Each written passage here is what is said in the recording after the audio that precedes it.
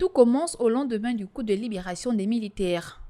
Le président de la transition prend une décision majeure pour le Gabon, la tenue d'un dialogue national avec l'ensemble des forces vives de la nation.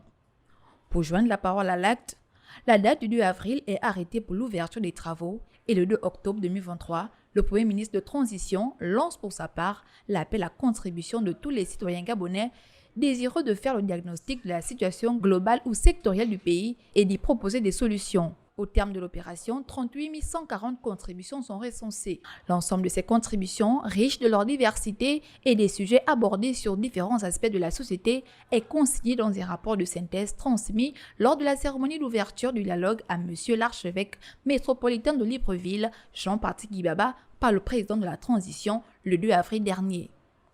Un rapport de synthèse regroupant un panel d'une vingtaine de thèmes abordés par les Gabonais sur les plans politiques, social et économiques a permis la convocation au dialogue de 680 participants, commissaires, personnes ressources, amis du Gabon, répartis en 3 grandes commissions, elles-mêmes comptant 7 sous-commissions chacune, soit un total de 12 sous-commissions appelées à se prononcer du 8 au 12 avril sur les problématiques issues des 3 grandes commissions, politique, économique, afin d'adopter des conclusions résolument tournées vers l'édification d'un Gabon nouveau.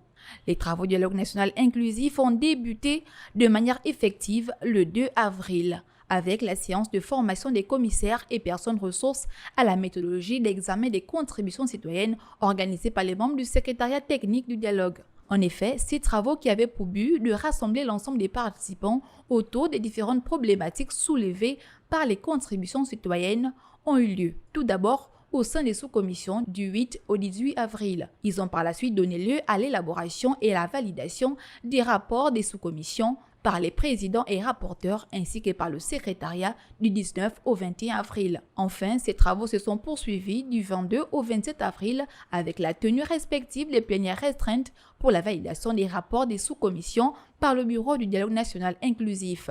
La journée du 30 avril 2024 est consacrée à la clôture des assises avec à la clé la remise du rapport final au général de brigade Brice Clotaire Oligui-Nguema.